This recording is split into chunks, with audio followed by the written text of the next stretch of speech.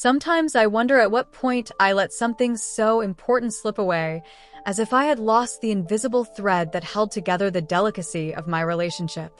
Love, when it begins, feels indestructible, a force that surrounds us and makes us believe that nothing could ever tear us apart. But over time, routine enters without asking for permission. The days repeat themselves, and what once felt eternal becomes silent, almost invisible. I remember how, in the beginning, every gesture of his felt like proof of affection, every word a promise of a future. I smiled effortlessly, my heart felt light, and I truly believed that feeling would never fade. But little by little, I realized that we no longer laughed the way we used to, that our outings became rare, and even our conversations seemed shorter, as if we were only coexisting rather than truly living beside one another. That feeling began to weigh on me, but instead of speaking about it openly, I let it build inside me. The silent dissatisfaction turned into hidden comparisons, into thoughts I should have never voiced. Deep down, I knew that any poorly chosen word could hurt, but I underestimated the weight of what I carried within me. Until, in a single moment, one careless comment changed everything. And from that moment on, nothing was ever the same again. It is hard to explain the mixture of regret and emptiness that has taken over me since then, as if I had opened a door that should have remained closed. All I know is that when I realized the damage, it was already too late, and the person I loved most was no longer by my side. If you want to understand how a few words can be powerful enough to destroy an entire story in just a matter of seconds, stay with me until the end.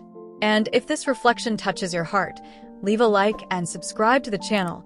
It shows me that it's worth continuing to share these stories that, in some way, may also serve as a mirror for your own life. He looked at me in silence, his eyes fixed on mine, but I could already feel that something inside him had shifted irreversibly. It had all happened so quickly, almost without me realizing the weight of my own words. I had said it carelessly, as if it were just an observation, a sigh that slipped from my mouth without filter, but when I saw his expression freeze, I knew immediately that it was more than a thoughtless remark. I had compared him to someone who no longer belonged in my life, someone who was supposed to be nothing but a shadow from the past. And yet, in one instant, that shadow took form again through my words, and it was as though I had invited it to sit between us. He didn't shout, he didn't ask me why, he didn't even argue. He simply stood up, his face pale with disbelief, and walked toward the door. My heart sank when I realized he wasn't hesitating, wasn't giving me time to explain or retract. He just left, his back straight, his steps heavy, and the sound of the door closing behind him echoed louder than any scream could have. I stood there, frozen, the silence of the room pressing against me, and the only thing I could think was that I had destroyed everything with a single sentence. The weight of regret was immediate, like a hand tightening around my throat, making it impossible to breathe. I wanted to run after him, to hold him, to beg him to listen, but my body betrayed me. I stayed there, rooted to the ground, replaying my own words in my head over and over, realizing how cruel and unnecessary they had been. In that instant, I saw myself from the outside, as if I were watching a stranger commit an unforgivable mistake. And maybe that's what I had become in his eyes, a stranger who wounded him where he was most vulnerable. What hurts the most is knowing that I didn't mean it as a comparison to diminish him. It was my frustration speaking, my need to be heard, my careless way of expressing dissatisfaction without understanding how deeply it could cut. But to him, it wasn't just a comment. It was a betrayal, not of the body, but of the soul. Because when you love someone, what you expect is to be chosen, always, above anyone who came before. And in that moment, I had failed to choose him. I can still see his face in that last glance before he turned away, the disbelief, the pain that he tried to mask but couldn't completely hide. It's a memory that haunts me in every quiet moment, a reminder of the fragility of love and the power of words spoken without thought. Sometimes I ask myself, if you were in his place, if the person you loved compared you to someone from their past in such a cruel and careless way, what would you have done? Would you have left like he did, or would you have stayed to fight for an explanation? Please tell me in the comments, because I feel like I'm drowning in this question, and maybe your perspective could help me understand what I destroyed that night. After he left, time seemed to stop. The house became unbearably silent, as if every corner of it was accusing me, reflecting the emptiness I had created. I sat down, my hands trembling, trying to process what had just happened, but the truth is I already knew. There are some mistakes that cannot be undone. There are words that cannot be erased once they are spoken. And even though I told myself that maybe he just needed space, deep inside I felt that something final had happened, something that could not be easily repaired. That realization burned through me, and the more I tried to push it away, the heavier it became, until it was almost suffocating. I had spent so long thinking about what was missing in our relationship, but in that moment, I realized how much I had taken for granted. The way he cared for me in silence, the stability he offered, the comfort of knowing he was always there. All of it seemed so small before, but it suddenly became enormous in its absence.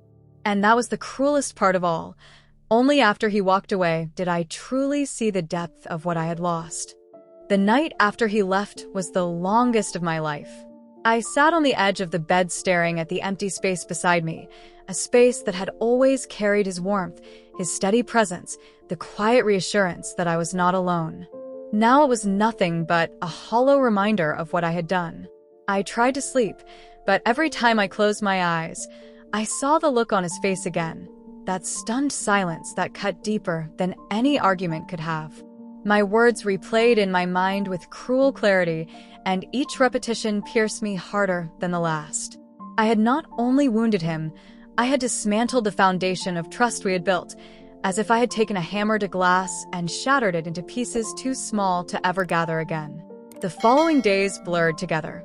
I kept expecting him to return, to walk through the door with that familiar look of quiet forgiveness he had given me in the past whenever I made mistakes. But this time was different. My phone remained silent, my messages unanswered, and the longer the silence stretched, the more I realized the depth of what I had broken. It wasn't just his pride, it was his belief in me, in us. And how do you repair something when the very act of speaking had been the weapon that destroyed it?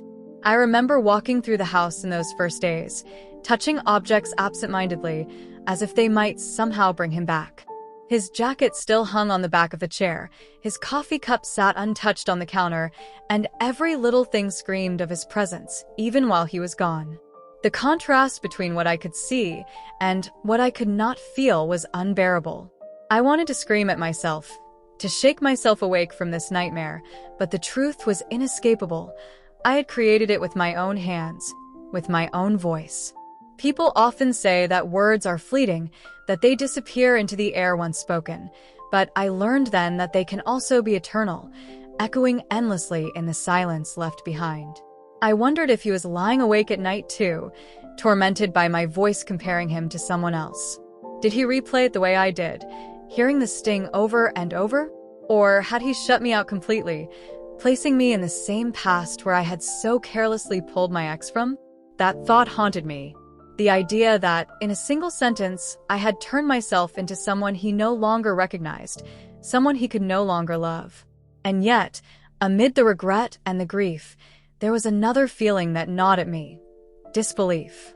How could something that felt so strong fall apart so suddenly? Was love really this fragile? So fragile that one misstep could unravel it completely? I had always thought love could withstand anger, misunderstandings, even distance. But I learned in the most painful way that sometimes it is not the storms that destroy us, but the tiny cracks we overlook until they spread into a fracture beyond repair.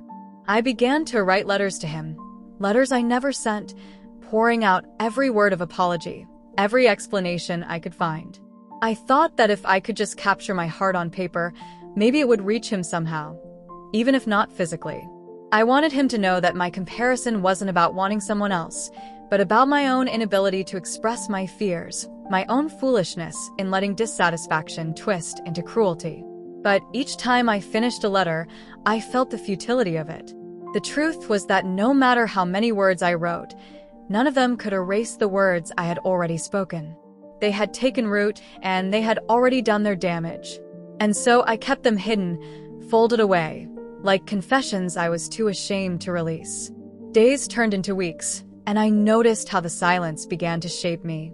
At first, it was unbearable, suffocating, but slowly it transformed into a mirror, forcing me to see myself without illusions. I had always believed I was careful, thoughtful, someone who valued love above all else. But what kind of person destroys the one who loves them most with a sentence so cruel? Facing that truth was harder than his absence, because it meant accepting that the person I thought I was did not exist. I had to confront the reality that maybe I had always been careless, always taken his presence for granted, and it took losing him to finally see it.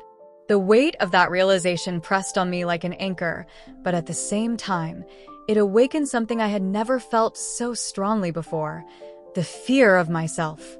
The fear of what I was capable of when I stopped valuing the heart of another. I often find myself lost in memories, drifting back to the moments that once defined us, the pieces of joy that felt so ordinary at the time, but now shine with unbearable clarity. I remember the first time he took my hand in a crowded street, how instinctively he held on, as if protecting me from being swept away. I remember Sunday mornings when the world seemed to stand still, and we stayed in bed far longer than we should have, tangled in silence that wasn't empty, but full of warmth. Those were the kinds of moments that stitched themselves into me without my even noticing, moments I thought would always be there. And yet, as I replay them now, they no longer comfort me. They hurt, because they remind me of everything I managed to throw away with a single lapse in care. What breaks me even more is how, for so long, I allowed the ghost of someone who didn't deserve me to linger in my mind. My ex was never the man I wanted to build a life with, and deep down I always knew that. He was reckless, unpredictable, constantly searching for thrills, but never stability. And yet, because of that recklessness, he seemed exciting, like a spark that burned quickly but brightly. I see now that I confused excitement with love, mistaking adrenaline for devotion. But in those quiet, restless moments of dissatisfaction in my marriage, I let that illusion take root again, as if brightness mattered more than steadiness, as if chaos held more value than peace. That was my mistake. In the silence of our home, I found myself comparing, not because my ex had anything I wanted, but because I had grown blind to what was in front of me. My husband's steadiness, the very thing that had once drawn me to him, had begun to feel like monotony, and instead of cherishing it, I took it for granted. When I think of him now, I realize how much of his love was quiet, how he never needed grand gestures to prove himself, because he proved it every day in the way he showed up, the way he stayed, the way he carried our life with both hands while I foolishly longed for something more dramatic. And what did I do with that devotion? I shattered it by pulling a ghost into the room, by dragging the past into a present that deserved better. The cruel irony is that when I look back, my ex never gave me what I truly needed. He gave me laughter, yes, but it was fleeting. He gave me adventures, but they were shallow. He made me feel alive in bursts, but he never stayed to see what came after. My husband, on the other hand, gave me the kind of love that survives storms, the kind that endures through the everyday grind, and I was too blind to see its worth until it slipped through my fingers. That realization consumes me. I remember birthdays he planned with quiet care, dinners where he asked about my day and really listened, the nights he stayed awake just to make sure I was all right when I couldn't sleep. All of those memories crash against me now like waves, each one reminding me of how unfair it was to throw them away with words that praised someone who had never loved me with even half the depth he did. And now I am left to wonder, why do we so often crave the illusion of what once was instead of embracing the reality of what we have? Why do we let nostalgia for people who hurt us blur the truth about those who cherished us? Maybe it's easier to romanticize a memory than it is to face the imperfections of the present. Maybe I wanted to feel the rush of being wanted the way I once was, forgetting that what I had now is so much more valuable. These thoughts torment me because they reveal not only what I lost, but the smallness of the reason behind it. It wasn't betrayal in the physical sense.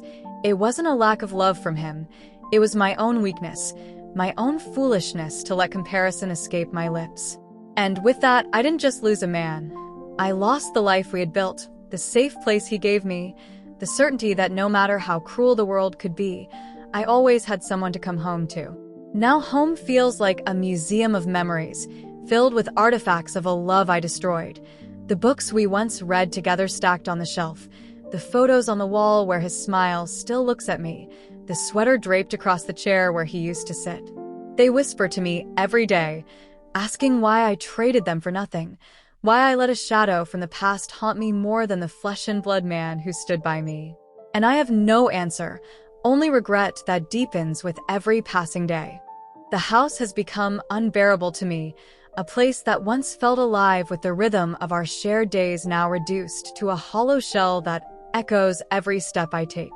The silence here is not just the absence of sound. It is a presence in itself, a suffocating weight that presses on me every time I walk through the door. I never realized how much life he brought into these rooms until that life was gone. His laughter that once filled the kitchen, his voice drifting from the other room as he called my name, even the simple sound of him moving about, all of it was woven into the fabric of this place. Without him, the walls seemed to shrink in on me, whispering accusations that I can never escape. At night it is worse. The bed is too wide, the sheets too cold, and the empty space beside me is a constant reminder of what I destroyed. I lie awake listening to the clock tick, each second a cruel reminder that he has not returned, that time is carrying me further away from the moment when I still had him here. I try to close my eyes and imagine him walking back through the door, forgiving me, holding me the way he used to, but the silence always swallows the fantasy before it can take root. I have tried reaching out to him, sending messages that remain unanswered, calls that ring endlessly without response. At first, I told myself he just needed time, that his silence was a wound that required space to heal, but as days turned into weeks, the silence hardened into something else. It became a wall, impenetrable, and I realized that I might never hear his voice again. That thought slices through me with a sharpness I can hardly endure. I wander the house like a ghost, touching the things he left behind as if they might still carry his warmth. His jacket still hangs by the door, his shoes are neatly placed in the corner, and I camper myself to move them because doing so would feel like admitting he is never coming back. Sometimes I sit in his chair and close my eyes, pretending for a moment that he is still here, but when I open them, the emptiness swallows me whole. I never understood how absence could feel so loud, but it screams at me every day. It screams in the untouched coffee cup, in the neatly folded blanket, in the silence that greets me where once there was conversation. And it screams inside me, in the place where his love used to reside, now replaced by the echo of regret. There are moments when I feel like I am losing myself in this silence, as if I am dissolving into the void he left behind. I walk from room to room, searching for traces of him, but all I find are shadows of what we once were. The life we built together has become a museum of our love, frozen in time, and I am its only visitor, walking endlessly among exhibits of memories that cut deeper with every glance. The weight of his absence follows me everywhere, even outside these walls. When I see couples holding hands on the street, laughter spilling between them, it feels like someone is pressing on a bruise that is not healed. I wonder if he walks those same streets, if he avoids the places we used to go, or if he has already carved out a new routine where I no longer exist. The thought is unbearable, but it is one I cannot escape. Sometimes I imagine him with someone else, giving to another the steadiness and love he once gave me, and the image burns me from the inside out. And yet I know I have no right to feel this way, no right to hold jealousy, when I was the one who drove him away. That is perhaps the cruelest part of all, that I cannot even claim to be the victim of my own heartbreak. I am both the wounded and the wound, the one who suffers and the one who inflicted the suffering. The silence of this house forces me to live with that truth every single day. I sit in the kitchen and remember the meals we shared, the way he used to pour my coffee before I even asked, small gestures I barely acknowledged at the time. I walk into the living room and see the dent in the couch where he always sat, a physical imprint of his presence that lingers even though he is gone. I pass by the bathroom and remember how his toothbrush once stood beside mine, a small, ordinary detail that once felt meaningless, but now feels like a symbol of everything I lost. These small absences accumulate, building into a mountain of grief I cannot climb. I never imagined that love could leave behind so many ghosts, not only of the person themselves, but of the life they carried into your world. Now, every corner of this house holds a ghost, and I am surrounded by them, haunted not by his presence, but by his absence. And sometimes, when the night is particularly quiet, I find myself whispering into the darkness, apologizing, begging for forgiveness, knowing full well that no one is listening. I have reached a point where I can no longer hide behind excuses or distractions. The silence of his absence has forced me into a kind of mirror I cannot escape, and what I see reflected back is not just regret, but the truth about myself.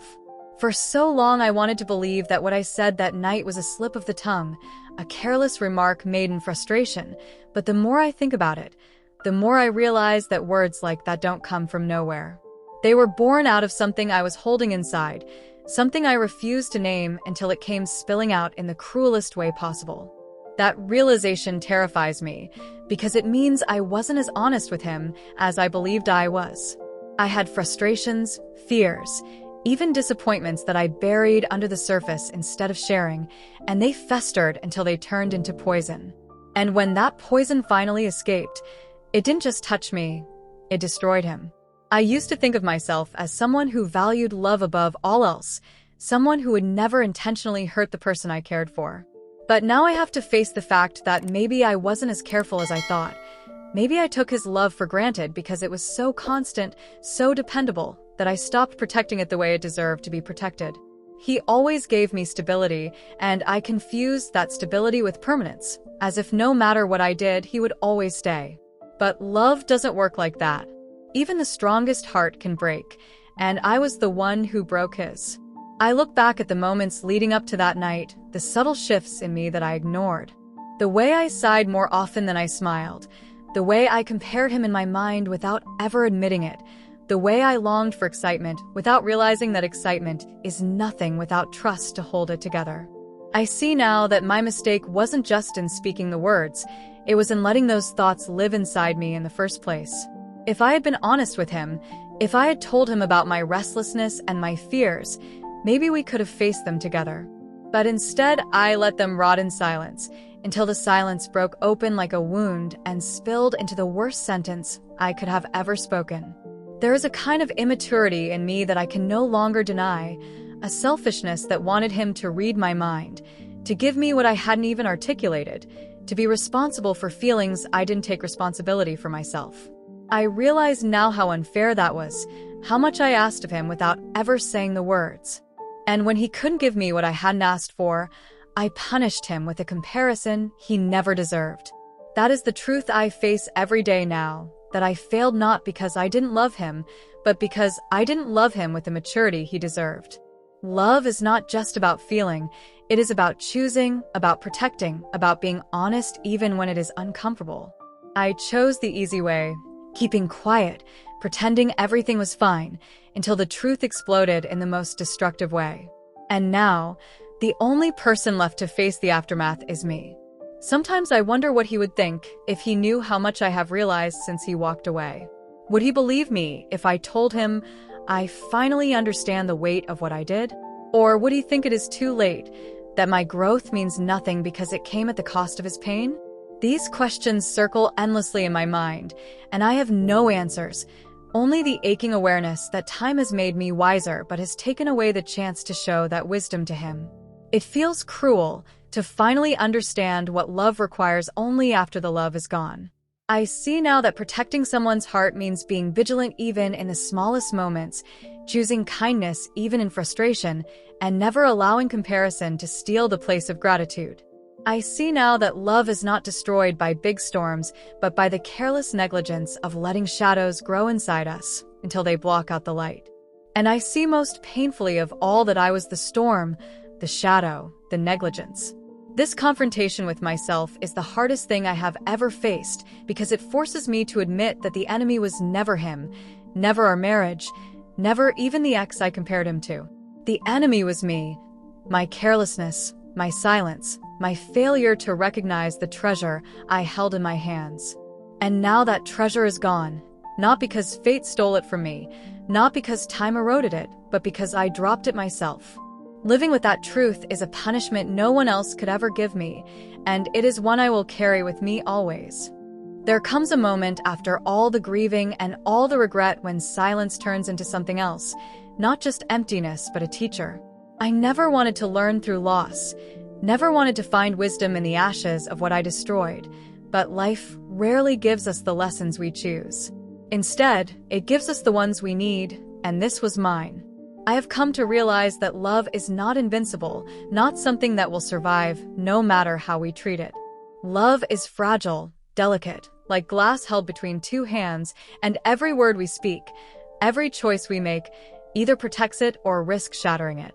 I learned too late that words carry the weight of stones, and I threw mine without thinking. Now I walk among the ruins of what those stones destroyed, knowing that I cannot rebuild the same home again. Yet even in this sorrow, I feel a strange kind of awakening. I see myself differently, stripped of illusions, stripped of pride. I see that the woman I was could not have sustained the love he gave me because she was too careless, too quick to chase shadows instead of holding on to light. And though it breaks me to admit it, perhaps this ending was necessary for me to finally become someone who understands what it means to love with depth, with maturity, with gratitude.